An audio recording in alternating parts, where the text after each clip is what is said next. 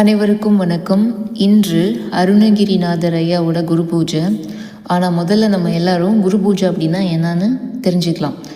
குரு பூஜை என்பது ஒரு மகானின் பிறந்த நாளையோ அல்லது மறைவு நாளையோ வெறுமனே நினைவு கூறும் நிகழ்ச்சி அல்ல.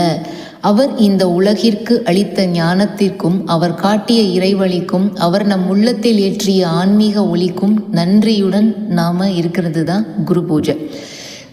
குரு என்பவர் நமக்கு புதிய ஒன்றை கொடுப்பவர் அல்ல, ஏற்கனவே நமக்குள் இருக்கும் இறை ஒளியை வெளிக்கொண்டு வருபவர்.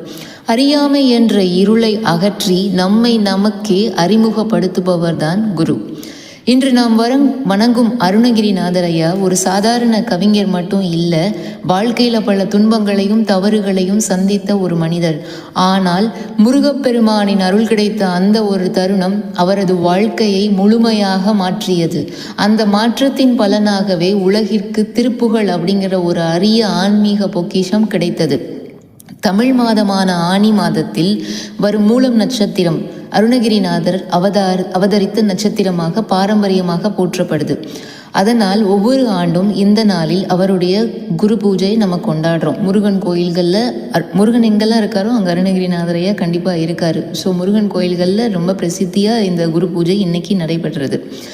அருணகிரிநாதரின் வாழ்க்கை நமக்கு சொல்லும் மிகப்பெரிய உண்மை என்னன்னா, இறைவன் நமது கடந்த காலத்தை பார்க்கறது இல்லைங்க, நாம் இப்போது இறைவனை நோக்கி திரும்ப தயாராக இருக்கிறோமா அப்படிங்கிறத மட்டும்தான்.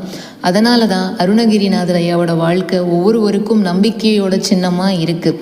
இன்று அவருடைய குரு பூஜையில் நாம் செய்ய வேண்டிய மிக சிறந்த வழிபாடு என்னன்னா, கோயிலுக்கு போகிறது, ரிச்சுவல்ஸ் பண்ணுறது மட்டும் இல்லை, அதோடு சேர்த்து நம்மளுடைய அகந்தை, பயம், ஆசை, கோபம், உலகப்பற்று ஆகியவற்றை எல்லாம் குருவின் திருவடியில் சமர்ப்பித்து என் வாழ்க்கையை நீயே வழிநடத்து அப்படின்னு மனமாற வேண்டது தான்.